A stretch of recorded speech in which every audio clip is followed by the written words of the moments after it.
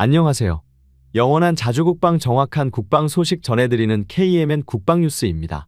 구독, 좋아요, 알림 설정 후원 감사합니다. 최근 남중국해 영유권 분쟁이 격화되면서 인도네시아를 비롯한 필리핀, 베트남 등 동남아시아 국가들이 한국산 방산무기 도입 확대에 나섰습니다.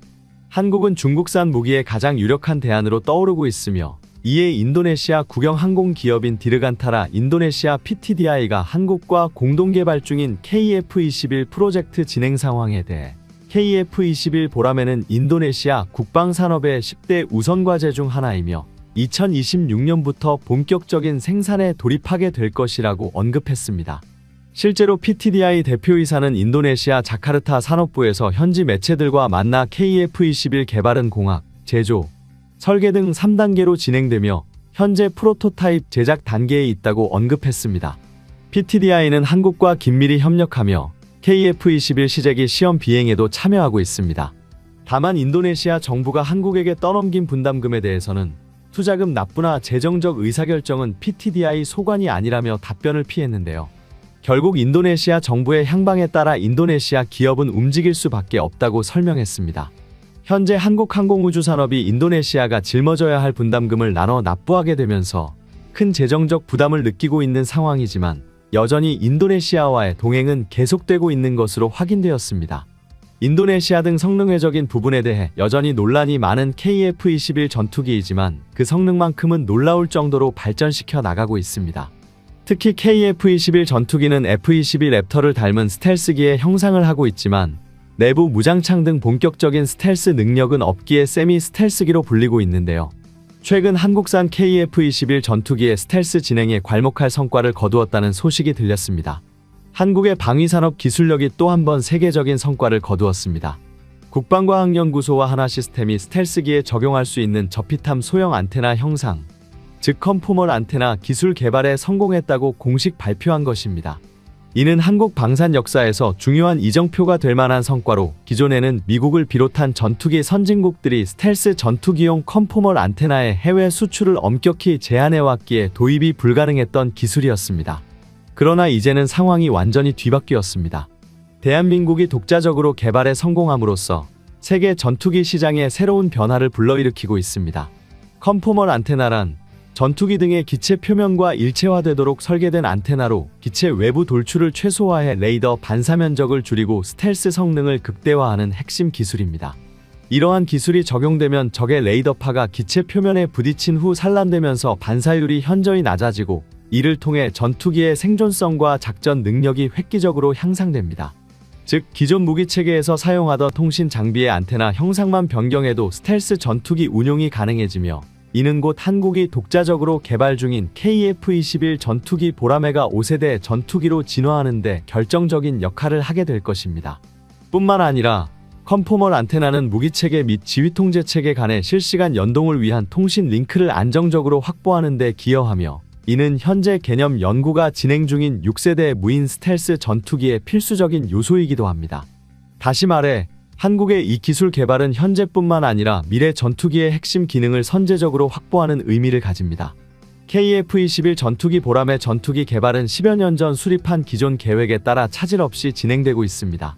이는 국제적으로도 매우 드문 사례로 미국의 F-35 전투기 개발 과정만 보더라도 초기 생산된 F-35A와 후속 기체 간 차이를 쉽게 확인할 수 있습니다. 예를 들어 초기 모델에서는 기체 허리 부분에 위성통신 안테나가 외부에 돌출되어 있었으나 이후 생산분에서는 컨포멀 안테나로 변경되었으며 기체 상부의 다양한 부품 역시 지속적인 개량을 거쳤습니다. 이는 스텔스 성능을 더욱 향상시키기 위한 필연적인 발전 과정이었으며 이는 전 세계적으로 스텔스 전투기 개발 시 반드시 거쳐야 하는 단계이기도 합니다. 이러한 사례를 고려할 때 KF-21 전투기 보라매가 초도 생산 단계에서 완전한 스텔스기를 내놓지 못했다고 비판하는 것은 비합리적인 시각입니다. 세계 유일의 스텔스 전투기 생산국인 미국조차도 전투기를 개량해 나가는 과정을 거치고 있는데 한국이 처음부터 완벽한 스텔스 성능을 갖춘 기체를 개발해야 한다는 주장은 그 기대의 수준이 과도하다고 볼 수 있습니다. 한국항공우주산업 관계자는 보라매가 설계 단계에서부터 향후 개량을 고려하여 제작되었으며 차세대 6세대 전투기를 독자 개발할 수 있는 기반을 마련하고 있다고 밝혔습니다. 국방부 관계자 또한 이번 컨포멀 안테나 기술뿐만 아니라 스텔스 성능 강화를 위한 특수 도료의 내구성 및 저피탐 기능을 구현하는 기술까지 상당 수준 확보했다고 전했습니다. 이는 대한민국이 스텔스 전투기 기술에서 지속적인 발전을 이루고 있으며 머지않아 6세대 전투기 개발을 선도할 수 있는 국가로 도약할 가능성을 시사하는 대목입니다. 이제 대한민국은 전투기 설계와 제작뿐만 아니라 스텔스 기술의 핵심 요소까지 독자적으로 확보하며 글로벌 방산 시장에서 강력한 경쟁력을 갖추게 되었습니다. 이는 단순한 기술적 성취를 넘어 대한민국의 국방 자주권을 강화하고 글로벌 방산 수출 시장에서 새로운 지평을 열어나가는 역사적인 순간이라 할 수 있습니다. 2020년대 말까지는 스텔스 무인 정찰기, 그리고 2030년대까지는 스텔스 무인 전투기의 개발을 끝내고 실전 배치를 진행할 예정인데요. 대한민국의 유무인 복합체계는 유인기와 무인기를 유기적으로 연동해 운영에 시너지 효과를 거두는 6세대 전투기의 핵심 시스템입니다. 바로 여기에서도 두 번의 자체 개발에 성공한 컨포멀 안테나의 중요성이 나옵니다. 조종사가 KF-21 전투기 무인 키트를 지휘하는 데 있어서 스텔스 상태에서의 통신 중계 기능의 핵심이 이것이기 때문입니다. 모든 연구나 기술은 산업기술이 함께 발전하지 않는다면 그에 대한 검증을 할 수 없습니다. 한국은 KF-21 전투기를 연구하며 생산까지도 같이 병행하고 있기 때문에 체계 속에서 한국의 정밀기계 산업, 전기, 전자, 통신기술, 재료산업들과 다양한 상호 시너지가 나오고 있는데요. 보람의 사업을 국내 공군 170대 생산에 그치지 않고 5세대를 넘어 6세대로의 후속 개량이나 신규 개발 프로젝트를 지속적으로 모색하면서 시장을 활로를 열어 인프라 등의 핵심 자산을 선순환시키려고 하고 있는 것입니다. 심지어 한국은 비행 소프트웨어까지 개발하게 되며 KF-21 개량형을 더욱 발전시켜 나가고 있습니다. 하지만 대한민국 전투기가 완벽한 스텔스 기능을 갖추기 위해 가장 중요한 요소 중 하나는 바로 엔진 국산화입니다. 최근 전투기 엔진 개발 분야에서의 성과는 가히 혁신적이라 할 만합니다. KF-21 전투기에 들어갈 엔진 부품조차도 점차 성과를 보이며 대한민국이 과거와는 차원이 다른 첨단 기술력을 보유하고 있음을 세계에 과시하고 있습니다. 이러한 가운데 한국을 항공기술 강국의 반열에 올려줄 핵심 요소인 엔진 개발에서 눈에 띄는 성과가 나오고 있다는 소식이 들려오고 있습니다. 한화 에어로스페이스와 두산 에너빌리티가 협력하여 항공 엔진 독립을 목표로 대대적인 도전에 나섰습니다. 이들은 150조 원 규모의 글로벌 시장을 개척하겠다고 선언한 이후 실제로 가시적인 성과를 창출하고 있습니다. 과거 한화 에어로스페이스는 K9 자주포를 수출할 때마다 독일의 제약을 고려해야 했습니다. 이는 K9 자주포에 장착된 MTU 엔진이 독일의 전략적 자산으로 지정되었기 때문입니다. 2020년 UAE와의 수출 계약이 성사 직전까지 갔다가 무산된 것도 독일 측의 반대로 인해 발생한 일이었습니다.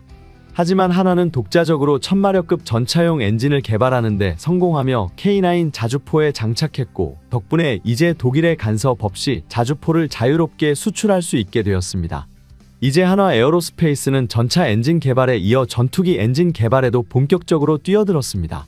미국 제너럴 일렉트릭 GE의 설계를 바탕으로 항공기 엔진의 핵심 부품을 자체 생산하기 시작했으며 가스터빈 기술의 강자로 불리는 두산 에너빌리티도 이 개발에 합류하면서 기술력을 더욱 강화하고 있습니다.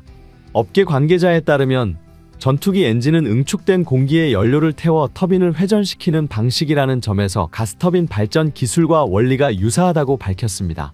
한화와 두산은 최근 국방과 항연구소가 주도하는 첨단 엔진 개발 개념 설계 프로젝트에 공동으로 참여해 해당 과정을 성공적으로 마쳤으며 이제는 본격적인 연구 개발 단계로 진입하여 더욱 의미 있는 성과를 창출하고 있습니다. 항공기 부품 제조 역량을 보유한 한화와 정밀한 터빈 기술을 갖춘 두산이 협력하면 전투기 엔진 개발 기간을 획기적으로 단축할 수 있을 것입니다. KF-21 전투기의 제트 엔진 지상 시험은 향후 2년간 지속적으로 반복될 예정이며 고도와 비행거리, 이륙 중량 등을 점진적으로 확장해가며 안정성을 최우선으로 평가할 계획입니다. 현재 목표로 하는 4만 파운드급 추력은 프랑스의 라팔 전투기 엔진이나 유럽연합의 유로파이터 타이푼보다도 뛰어난 수준으로 평가받고 있으며 이러한 강력한 성능을 지닌 제트 엔진을 한국은 2030년까지 완성하는 것을 목표로 하고 있습니다. 현재 대한민국은 세계에서 네 번째로 강력한 가스터빈 엔진 기술을 보유한 국가이며 이러한 기술력을 바탕으로 KF-21 전투기의 5세대 스텔스 전투기 버전인 블록2와 블록3를 개발하는 2030년 초반까지 램제트 엔진의 국산화를 완료하고 이를 보람에 전투기에 장착할 계획입니다. 특히 한국이 목표로 하는 KF-21 전투기의 국산 엔진 최대 출력은 약 44,000파운드로 이는 중국의 전투기 엔진과 비교했을 때 압도적으로 높은 수준의 성능을 보장합니다. KF-21 전투기 블록2는 고성능 열탐지 레이더에 탐지되지 않도록 설계되고 있으며 이를 위해 다양한 스텔스 기술이 도입되고 있습니다. 그 중에서도 가장 주목할 만한 기술이 엔진 배기 노즐부에 적용된 한국형 스텔스 엔진 기술입니다.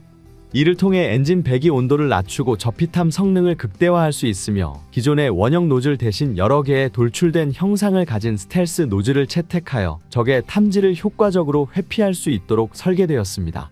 현재 대한민국은 이러한 목표를 실현하기 위해 국산 엔진의 시험 가동을 진행하고 있으며 차세대 전투기의 스텔스 성능과 추진력 향상을 위해 지속적인 연구 개발을 이어가고 있습니다. 대한민국 전투기의 온전하고 독립적인 운용이 가능하기 위해서 국산화는 필수적입니다. 과거 우리 국민들조차 한국이 항공엔진 제작을 할 수 없을 것이라고 생각했지만 우리 기술진은 이미 수년 전부터 항공산업 발전을 위해 여러 프로젝트를 진행해 왔습니다. 대한민국은 세밀하게 계획을 세워 고난이도 엔진 개발에 돌입했습니다. 초반에는 안정성 테스트를 위해 무인기를 사용하고 있지만 어느 정도 신뢰성이 확보되면 유인기를 사용하여 한국산 제트 엔진 개발을 진행할 계획입니다. 대한민국이 이러한 고성능 엔진 개발에 박차를 가하는 이유 중 하나는 추중비를 높이려는 것입니다. 추중비는 추력 중량비의 줄임말로 전투기 무게를 엔진의 추력으로 나눈 것입니다. 간단히 말하자면 추중비가 2를 넘는 엔진의 경우 엔진의 추력이 전투기의 무게를 넘어설 정도로 강하다는 것입니다. 현재 KF-21 보라매의 추중비는 대략 1.2 정도입니다. 추중비가 높으면 엔진에 힘이 많이 적용되어 전투기에 더욱 고난이도 기술이 들어가며 고고도 비행과 급감속 등 자유로운 고난이도 기동이 가능해집니다. 이 말은 또한 KF-21 전투기 엔진까지 완벽하게 국산화되는 순간 순수 국산 전투기로 업그레이드되며 새로운 고기동을 달성할 수 있을 것입니다. 한국이 한 발 한 발 항공방산에 놀라운 발자취를 남기자 해외 외신의 관심도 대단합니다. 얼마 전 미국 CNN에서 대한민국 방산무기 수출에 대한 특집 보도를 실었습니다. 대한민국이 방산업계에서 미국과 유럽에 이어 세계 5대 강국으로 도약할 것이라는 미래 전망을 내놓으며 한국의 발전에 대해 극찬하는 모습을 보여주었습니다. 특히 러시아와 중국산 전술항공기가 과대평가를 받고 있다는 사실을 언급하며 사실상 한국 방산업계가 5위권 안에 안착했다는 분석을 내놓았습니다.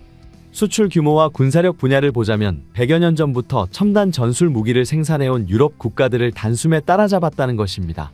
최근 한국과 방산 협력을 강화하기 위해 한영 방산 공동 수출 양해각서를 체결한 영국은 대한민국의 KF-21 전투기를 탐내고 있습니다. 미국산 F-35 전투기의 생산이 늦어져 언제 인도 받을지 모르기 때문에 F-35 추가 도입 대신 한국으로부터 KF-21 보라매를 도입해야 한다는 의견이 나오고 있는 것입니다. KF-21 전투기는 6대의 시험기체들이 연속적으로 비행을 하며 이륙과 착륙이 얼마나 원활하게 되는지도 테스트하고 있습니다. 초기 구조 건전성 시험에 대한 3가지 임무까지 성공적으로 수행한 것으로 알려졌습니다. 고공 15,000피트 상공에서 시속 700km 안팎의 속도로 비행하고 있는데 최근에는 4001대를 벗어나 서해와 남해, 동해, 상공 등 비교적 먼 곳을 비행하며 순조로운 개발을 이어가고 있습니다. 현재 대한민국은 세계에서 유일하게 무기종속국에서 벗어나 모든 무기 플랫폼 국산화라는 원대한 계획을 추진하고 있습니다. 특히 KF-21 전투기가 동시다발적으로 비행하기 위해 추가 생산 라인 확장을 위해 노력하고 있습니다. 이는 단가 인하에도 영향을 미칩니다. 우리 군사 전문가들은 한국 공군의 KF-21 전투기의 양산 가격을 900억 원 수준으로 예상하며 미국산 F-35 전투기에 비해 가동률이 80% 절반 이상 수준의 운영 유지비를 갖추는데 성공한다면 현재 알려진 KF-21 전투기 300대 이외에 스마트 팩토리로 불리는 파스 시스템으로 KF-21 전투기 생산 라인을 증가시켜 1000대 이상의 국산 전투기 생산 라인까지 안정적으로 운용할 수 있을 것이라고 전망했습니다. KF-21 전투기는 추가적인 발주가 일어날 가능성이 굉장히 높다는 전문가의 주장도 힘을 얻고 있습니다. 왜냐하면 KF-21 전투기 생산이 완벽히 완료되는 시점인 2030년에는 한국 공군이 보유한 KF-16 전투기가 퇴역하며 약 40년간 운용돼 노후화된 전투기에 대체 전투기를 생각해야 할 시기이기도 합니다. 또한 세계적으로 보아도 KF-21 실전 배치와 맞물려 많은 노후화된 전투기체를 가진 국가들의 전투기 교체 시기가 도래하게 됩니다. 이에 더해 2030년을 기준으로 5에서 10년 전후를 보더라도 KF-21 전투기와 비슷한 가성비를 갖춘 전투기 모델이 존재하지 않을 가능성이 높다는 것입니다. 결국 해당 전투기들을 대체할 유일한 대체 모델은 한국산 KF-21 전투기가 됩니다. 그렇기 때문에 한국 전투기 생산 라인은 더욱 많이 가동되어야 합니다. 물론 이 시기에도 미국산 F-35 전투기가 존재하겠지만 F-35 전투기는 계속해서 문제가 생기고 있습니다. 특히 해외로 수출되는 F-35 전투기의 스텔스 기능은 불안합니다. 또한 미국 공군의 5세대 전투기 개발 사업이 추가로 진행되더라도 운용 유지비와 가동률 측면에서 KF-21 전투기를 넘어서기는 쉽지 않습니다. 특히 한국군에게는 국내에서 직접 생산하는 KF-21 전투기가 최고의 선택일 것입니다. 그런데 최근 많은 분들이 KF-21 전투기가 출시될 때쯤이면 미국산 F-35 전투기 가격이 대당 7천만 달러까지 떨어질 것이라고 예상하며 KF-21 전투기 가격 경쟁력에 대해 의문을 가지고 있습니다. 한국항공우주산업에서는 이에 대한 전망을 달리했습니다. 미국산 F-35 전투기는 7천만 달러 이하로 떨어지지 않을 것이며 오히려 향후 몇 년 뒤에는 F-35 전투기의 가격이 상승할 것이라는 예상을 하고 있습니다. 이제까지 미국 전투기를 살펴본다면 F-16 전투기와 F-15 전투기 등 많은 미국산 무기들은 처음에는 가격이 하락했지만 상정된 요구 조건을 보았을 때 가격은 명목상이며 결과적으로 투자되는 비용이 훨씬 늘어남을 알 수 있습니다. 이번에 한국 공군은 보잉으로부터 F-15K 전투기 개량을 제안받았습니다. 사실상 강요에 가까운 F-15K 전투기 업그레이드 사업에서 F-15K 한 대가 업그레이드 되는 비용이 KF-21 전투기 한 대 구매 비용보다 비싸다는 것을 감안해야 합니다. 결정적으로 F-35 전투기의 추가적 결함과 천정부지로 뛰는 운영유지비가 각국에 알려지며 캐나다처럼 주문을 전량 취소하는 국가가 늘어나고 있습니다. 이에 대한 결과로 F-35 전투기의 생산량이 점차 하락하며 F-35 전투기의 양산 가격조차 다시금 상승하고 있습니다. 하지만 KF-21 전투기를 간절히 원하는 국가들은 공통점이 있습니다. 바로 그간 한국이 당당히 판매했던 T-50과 FA-50입니다. 한국은 해당 전투기를 구매했던 국가들을 주로 겨냥하여 생산량과 가격 운영 유지비를 장점으로 삼아 해외 시장의 판로를 개척해 나가고 있습니다. 군사 전문가들은 KF-21 전투기가 한국군의 요구대로 스펙이 완성될 시 시장 판매 잠재력은 500대 이상이 될 것이라 추정하고 있으며 한국이 스스로 수출 신기록을 갱신하는 것이 충분히 가능할 것이라고 밝혔습니다. 이렇게 자신있게 주장하는 주된 이유로 전 세계 전투기 시장에서 KF-21 전투기와 같은 특이한 포지션을 가진 전투기가 없다는 것입니다. 한국은 외교적으로도 미국이나 러시아와 문제가 없으며 정치적으로 적대관계를 가진 국가가 없습니다. 이러한 외교적 원만함은 한국산 무기 구매의 이점으로 작용합니다. 저렴하고 실속 없고 언제나 카탈로그에 허위 스펙을 기재하며 미국 정부의 경제 제재까지 받아야 하는 중국 무기와 실로 비교됩니다. 특히 비교되는 기술력은 KF-21 전투기 생산 라인에 적용된 한국형 스마트 팩토리 파스 시스템이란 2000분의 1인치 오차도 허용하지 않는 미래형 전투기 조립 시스템입니다. 이는 현재까지 세계에 존재하는 전투기 조립 방식 중 가장 최신형의 스마트 팩토리 최첨단 기술력입니다. 이러한 전투기 생산 라인인 파스 시스템 도입으로 미국에 이어 한국이 두 번째로 국제 언론의 주목을 받게 되었습니다. 스마트 팩토리 파스 시스템은 KF-21 전투기는 물론이고 한국형 수송기까지 동일하게 적용될 예정입니다. 조립 방식은 디지털 형식으로 3차원 공간에 설정된 좌표를 따라 위치를 잡아가는 초정밀 시스템인 만큼 기존 사람이 해오던 방식과 달리 조립 공정기간이 2.5일로 단축되었으며 이로 인해 전투기 생산성이 크게 향상되었습니다. 특히 항공기는 비행 환경과 다양한 공기역학 요인에 반응하기 때문에 스마트 팩토리를 통한 최소한의 조립 오차율은 항공기를 지키는 데 필수적입니다. 그런데 대한민국이 이 분야 최고의 선두로 달리게 되었다는 것은 KF-21 전투기가 얼마나 생산력이 뛰어난지 몸소 실감시켜주는 기술력이라는 것을 알 수 있습니다. 대한민국이 실전 기체를 조립하기 시작하자 KF-21 도입을 원하는 국가들의 구매 제한이 쇄도하고 있습니다. 아직까지 KF-21 전투기의 개발 비용을 모두 갚지 않은 인도네시아를 배제하고도 한국이 목표로 삼고 있는 대표적인 수출 국가는 F-35 전투기를 구매하려다 미국 정부의 반대에 부딪혀 실패한 카타르, 한국처럼 노후화된 전투기를 대체하고 싶어하는 스페인, T-50 운영에 만족한 태국과 필리핀, 한국 방산 무기의 최상의 만족도를 보인 유럽연합 중 한국산 전투기를 수입 대상으로 고려하는 핀란드, 헝가리, 폴란드, 체코에 이어 가장 큰 무기 시장 고객인 중동 국가들과 테자스 사업이 만족스럽지 않은 인도 공군까지 한국산 전투기를 눈여겨보고 있습니다. 이 중 가장 기대되는 구매 지역은 바로 중동을 포함한 사우디아라비아와 카타르입니다. 중동 국가는 무기의 국적과 상관없이 물량을 늘리는 경우는 자주 있는 일이며 단순한 물량 늘리기에 무기의 국적을 따지지 않습니다. 심지어 KF-21 전투기를 대량으로 수입할 수 있는 석유 자금도 보유하고 있죠. 반드시 성공하겠다는 사명감으로 KF-21 전투기는 한국 경제에도 긍정적인 영향을 미칠 전망입니다. 지금까지 시청해주셔서 감사합니다. 구독, 좋아요, 알림 설정 해두시면 언제나 좋은 소식 전해드리겠습니다. 즐거운 하루 보내세요.